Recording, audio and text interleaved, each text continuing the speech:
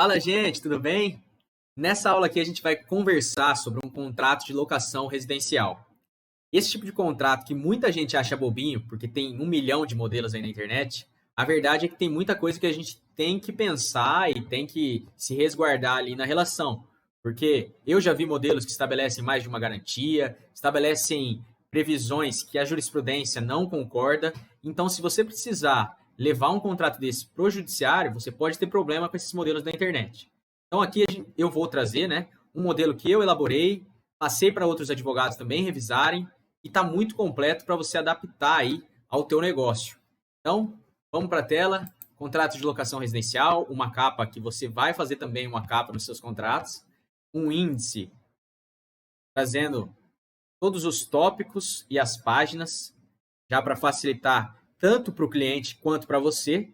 E aí, quando você precisar procurar ali qualquer coisa, já vai direto.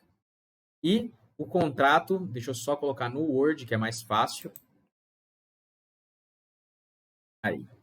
E vamos para a leitura. Qualificação, o primeiro tópico. A gente vai trazer o locador locatário, óbvio, mas já traz aqui o fiador. Então, qual é a garantia da nossa locação? Já sabe que é fiança. Então, conjuntamente denominados partes, resolvem firmar o presente contrato de locação residencial. O objeto.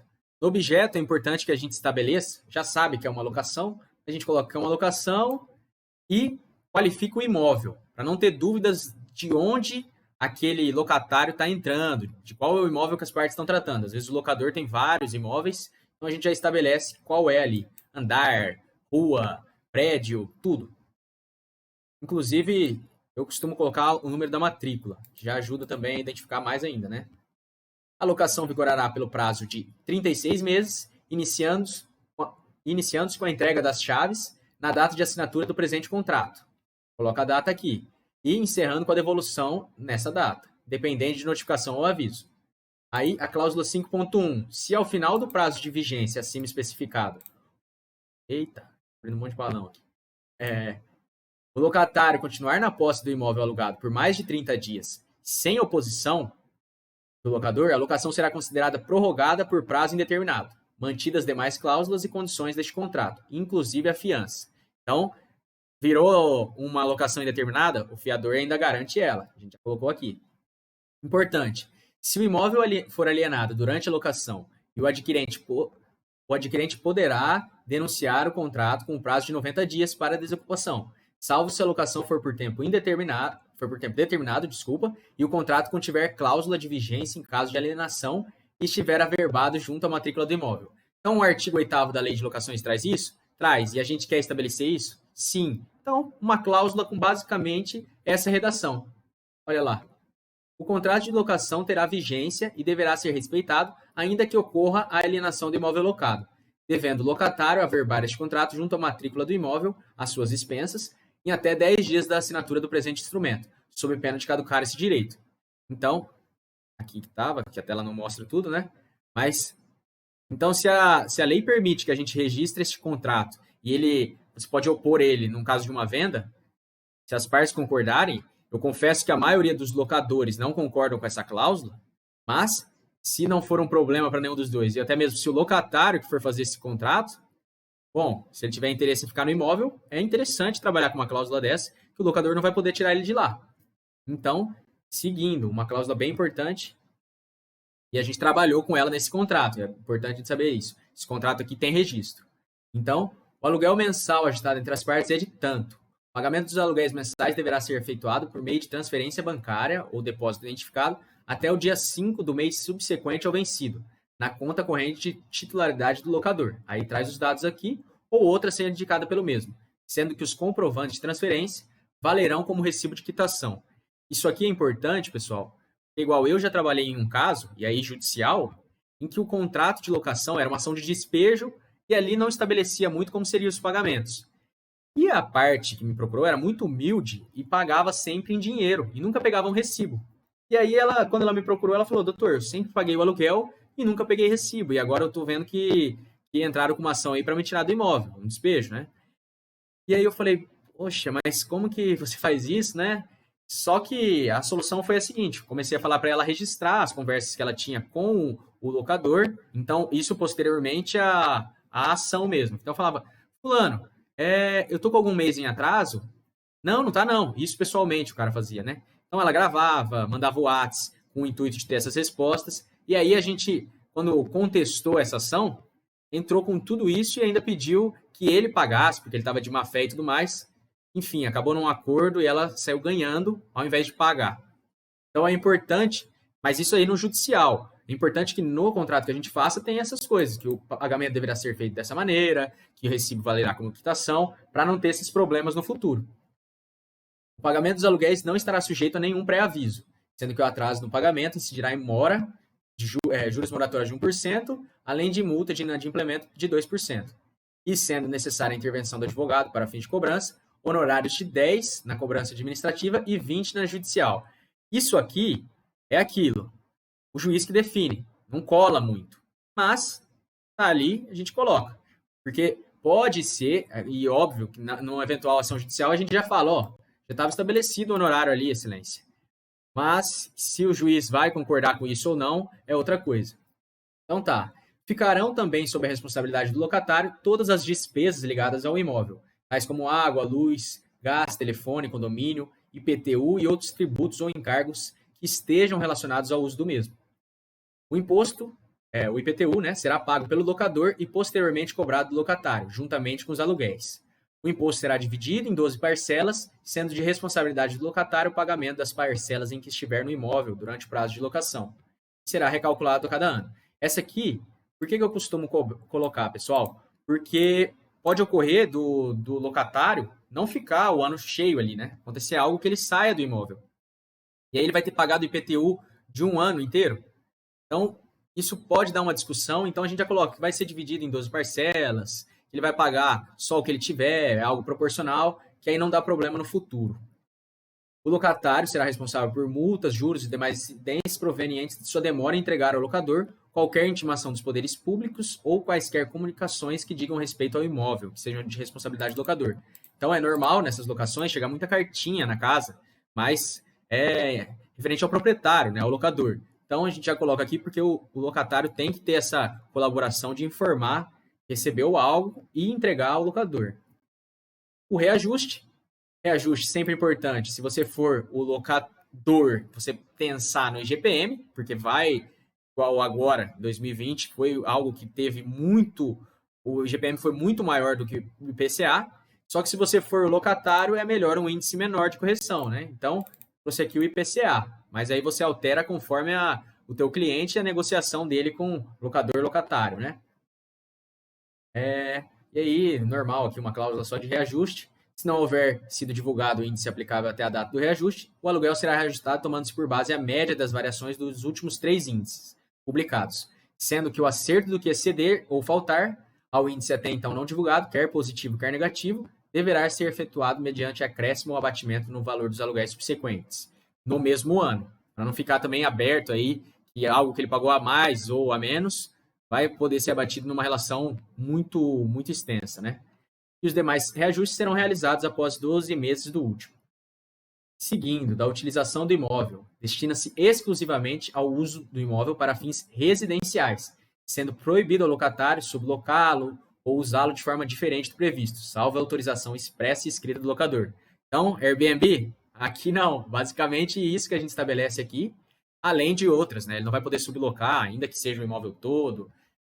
Enfim, essa cláusula é importante de colocar em toda locação e a maioria delas não tem. As condições do imóvel. O imóvel objeto deste contrato será entregue nas condições descritas no laudo de vistoria inicial, ou seja, com a pintura das paredes, os pisos, azulejos, portas, fechaduras, tudo ali que a gente conseguir estabelecer e especificar em perfeito estado de funcionamento, inclusive com todos os tributos e despesas pagas, devendo o locatário mantê-lo desta forma. Seguindo, o imóvel já foi vistoriado pelo locatário, que atestou o estado de conservação do bem antes da assinatura do presente instrumento, declarando ter o recebido conforme aponta o laudo de vistoria inicial, que faz parte integrante deste contrato. Aqui, é muito possível, né, que o locatário venha depois falando, não, ele não estava com bolha, estava com alguma infiltração, esse contrato era de adesão, então a gente já coloca essa cláusula mostrando que ele entendeu, que ele atestou o estado de conservação, que ele assinou lá o laudo de vistoria. Então, várias coisas para a gente conseguir colocar, ó, nada a ver o que esse cara tá falando, ele tá querendo enrolar aí o juízo.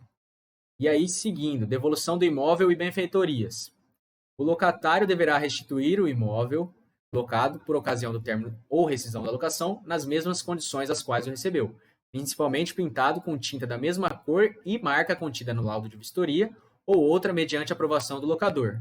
E às vezes a marca sai assim de linha, né? Então é bom colocar, também pode ser outra se o locador aprovar. Além de instalações elétricas, tudo na conformidade, né, pessoal?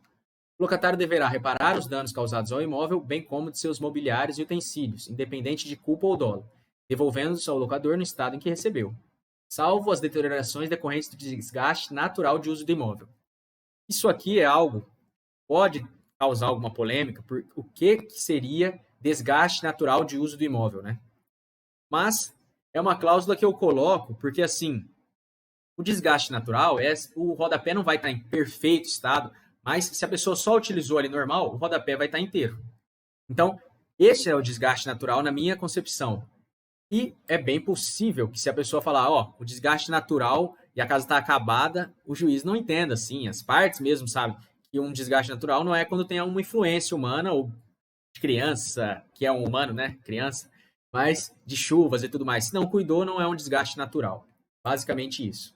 Se no momento da devolução das chaves o imóvel não estiver em perfeitas condições, o locador poderá recusar-se a receber o imóvel assinando o termo de recusa, que é o nosso anexo 2, apontando as irregularidades verificadas e o prazo para a regularização, sem prejuízo da cobrança do locatário pelo aluguel e encargos do imóvel proporcionais ao tempo despendido para os reparos.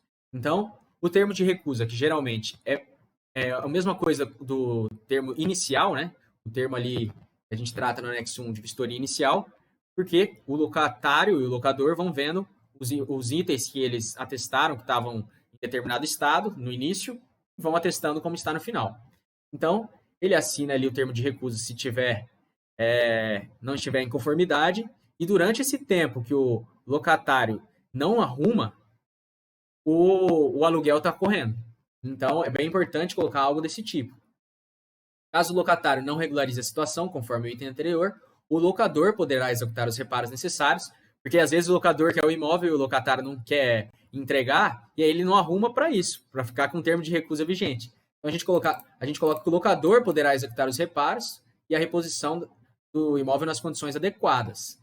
E o locatário ou fiador vai pagar os custos e materiais necessários, além do pagamento do aluguel e os encargos proporcionais ao tempo. Seguindo, qualquer benfeitoria ou construção que seja destinada ao imóvel objeto deste contrato deverá ser submetida à autorização expressa e escrita. Expressa e escrita, porque falar é algo expresso, mas tem que escrever também. Do locador, exceto as modificações que não sejam de estrutura, avaliadas em até R$ 1.000, que poderão ser efetuadas diretamente pelo locatário, sem necessidade de aprovação prévia. Então, aquelas coisinhas ali do imóvel, do dia a dia, não precisa ficar pedindo toda hora para poder, porque ele mora ali, né? Então, não tem que ficar comunicando toda hora o locador. Só em coisas maiores que R$ 1.000, importante para também não desfigurar o imóvel. Então, as modificações e benfeitorias realizadas farão parte integrante do imóvel, não cabendo qualquer indenização futura, ainda que sejam necessárias ou úteis, podendo o locatário retirar ao término deste contrato quaisquer benfeitorias removíveis efetuadas pelo mesmo. Por benfeitorias removíveis, entendem-se aquelas que, quando removidas, não danifiquem a estrutura, instalações ou equipamentos em geral do imóvel. Por fim, o locatário responsabiliza-se pela conservação e segurança do imóvel, bem como de seus mobiliários e utensílios, arcando com qualquer prejuízo e dano causado, que serão constatados na ocasião da devolução das chaves, né? Então, lá na hora de assinar termo de recusa ou de recebimento. A sublocação, a gente já coloca que não pode, como já tinha informado lá em cima, mas coloca um tópico próprio. O locatário não poderá sublocar o imóvel objeto presente contrato. E aí, trago aqui o artigo 13 da Lei de Locações. A cessão da locação, a sublocação e o empréstimo dependem do consentimento prévio e escrito do locador, o que não tem aqui nesse caso. Não se presume, esse artigo é muito confuso, não se presume o consentimento pela simples demora do locador em manifestar formalmente sua oposição. E desde que notificado por escrito pelo locatário da ocorrência de uma das hipóteses deste artigo, o locador terá um prazo de 30 dias para manifestar formalmente a sua oposição. Então, veja, ele tem 30 dias para manifestar, mas se ele não manifesta, não presume consentimento. Então, não sei. A interpretação realmente me deixa um pouco confuso. Mas vamos aí. Direito de preferência. Caso o locador receba uma proposta de compra, promessa de compra, ou deseje realizar a cessão, promessa de cessão, ou pretenda oferecer o imóvel locado em dação em pagamento, o locatário terá a preferência para adquirir o imóvel objeto do presente contrato, em igualdade de condições com terceiros. O locador deverá dar conhecimento do negócio ao locatário mediante notificação judicial, extrajudicial ou outro meio de ciência inequívoca. A comunicação deverá conter todas as condições, especial preço, forma de pagamento, existência de ônus reais, bem como o local e o horário em que poderá ser examinada a documentação pertinente. Vou olhar ali a proposta, né, para ver se é real. O direito de preferência do locatário caducará se não manifestada de maneira inequívoca sua aceitação integral à proposta, no prazo de 30 dias do recebimento da comunicação. Ocorrendo a aceitação da proposta pelo locatário, a posterior desistência do negócio acarreta a responsabilidade pelos prejuízos, né? Então, só para saber, informar um negócio aqui, se o locatário não comprar, como ele registrou esse imóvel, né, essa locação, ele também não vai sair, vai ter que esperar o prazo ali que estabeleceram, aqui acima, né, vigência e registro, e depois disso, se ele não comprou, aí ele pode ser retirado do imóvel. Mas vai ter que respeitar ali o prazo da locação. Onde eu estava? Aqui. Esse é um post que eu já até trouxe no meu Instagram. Que quando ocorre uma venda de um imóvel, onde esse imóvel já está, ele está em locação e o locador faz a venda dele. Às vezes as pessoas colocam, né, a compra e venda ali, um valor diferente na escritura. E isso é muito perigoso quando tem um locatário no imóvel. Porque o que pode acontecer? Se o imóvel estiver locado, dá margem para que o locatário reclame do que foi preterido no seu direito de preferência, podendo reclamar do alienante as perdas e danos, ou até mesmo depositar o preço que eles mentiram lá na escritura, e depositar o preço e as demais despesas da transferência e haver o imóvel para si. Então, se tiver locado, essas notificações do preço que o locatário deve pagar ou algo assim, deve ser colocado lá na escritura, para não ter um problema futuro. Então, isso é importante demais. Vamos aí. Fiança. Que foi a forma aí que a gente estabeleceu de garantia, né? Como condição para a assinatura do contrato, o fiador concorda com os termos fixados neste instrumento, consentindo em figurar também como principal pagador, responsabilizando-se pelo fiel cumprimento do presente, mesmo que a relação passe a vigorar por tempo indeterminado. Então, segunda vez que a gente fala que se vigorar por tempo indeterminado, o fiador concorda. O fiador, desde já, renuncia expressamente a qualquer benefício de ordem que possa ter, respondendo por eventual dívida decorrente dessa locação, como se fosse o principal pagador. Aí, algumas informações. Nenhum dos cônjuges pode, sem autorização do outro, exceto no regime de separação absoluta, prestar fiança ou aval. E aí o fundamento está no Código Civil. Então, tem que ver se o fiador é casado, pedir essas certidões e tudo mais, para colocar a esposa dele aqui, ou o esposo. Para não ter um problema depois de falar, não, essa fiança é inválida. E não ter nenhuma garantia no contrato. Então, sempre que você for trabalhar com fiança, veja se o fiador é casado. Então, algo que tem que ser feito. Importante. No contrato de locação, pode o locador exigir do locatário as seguintes modalidades de garantia: caução, fiança, seguro de fiança, cessão fiduciária de cotas. É vedada sob pena de nulidade mais de uma de modalidades de garantia. Então, aqui a gente estabeleceu fiança. Se no teu caso for utilizar outra, utiliza só uma, para não ter nenhum problema no futuro. Como eu falei que tem vários contratos aí, modelos de internet. A responsabilidade do fiador pelos aluguéis e demais obrigações legais e contratuais só terminará com a devolução definitiva das chaves e quitação, não é só com a devolução, quitação de todos os débitos, inclusive eventuais reparos se necessários. Vistorias. Deixa eu beber uma água. Vistorias. É facultado ao locador, mediante aviso prévio, vistoriar o imóvel por si ou por terceiros, sempre que achar conveniente, para a certeza do cumprimento das obrigações assumidas neste contrato. Então, imagina a situação do fiador olhar ali que está tendo um imóvel bem parecido com o dele, né? O locador, desculpa, bem parecido com o dele anunciado no Airbnb. Ele aqui, ó. Então, fulano, tô querendo dar uma olhada aí. Daqui tantos dias eu vou passar aí para ver. Então, Coisas desse tipo são legais da gente colocar para ter essa viabilidade do locador ir lá visitar. Rescisão. As partes estipulam que caso o locatário deseje devolver o imóvel antes do término da vigência deste contrato, rescindindo com a locação, será devido ao locador, a título de multa, o valor de 4 aluguéis vigentes à época da rescisão. Como vai ter esse reajuste, tem que olhar como que está sendo o aluguel, né? Sem prejuízo dos aluguéis devidos até a efetiva desocupação do imóvel. Então ele não vai pagar só 4, vai pagar 4 até mais os aluguéis que eles tiverem no imóvel, né? Durante o prazo estipulado para a duração do contrato, não poderá o locador reaver o imóvel locado. Então você vê que aqui é só caso o locatário deseje devolver, o locador não pode.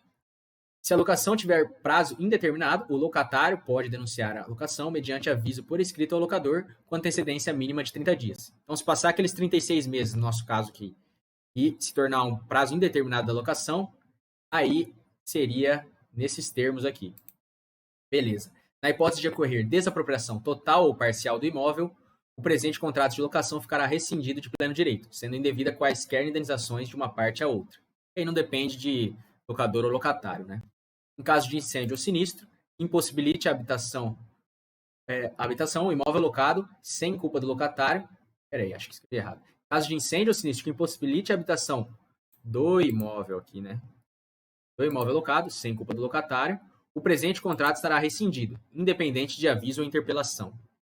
Se o incidente ocorrer por culpa do locatário, a apuração da responsabilidade de eventual indenização devida deverá ser feita judicialmente. Isso aqui é meio óbvio, né? Responsabilidade civil. Multa.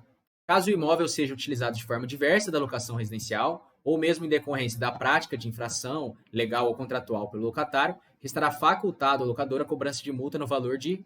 E aí você estabelece um valor que você acha razoável. Por descumprimento. Então, todas as vezes, se ele for notificado que está tendo algum comportamento que a gente proibiu aqui, ou a lei proíbe, aí ele vai pagar por comportamento, e não pagar uma vez e aí poder comportar daquele jeito, né? Por exemplo, coloca um Airbnb, paga ali a multa estabelecida e vai ter Airbnb para sempre. Não, vai pagar todas as vezes. A locação também poderá ser desfeita em decorrência da falta de pagamento do aluguel e demais encargos pelo locatário. Caso o locador pratique infração legal ou contratual, restará facultado ao locatário a rescisão contratual, sendo que a multa estabelecida para a rescisão, nesse caso, deverá ser paga pelo locador ao locatário. Então, se o locador for mala e ficar incomodando o locatário ao ponto dele falar, eu não quero mais ficar aqui, aí quem paga a multa é o locador. Beleza. É a cláusula 23 ali que a gente estabeleceu, 4 aluguéis, né? Então, disposições finais. O não exercício. Mais clichê, impossível, né? O não exercício por determinada parte de quaisquer de seus poderes ou direitos adquiridos nos termos do presente contrato não constituirá uma renúncia pela referida parte, nem constituirá uma novação contratual, mas mera liberalidade.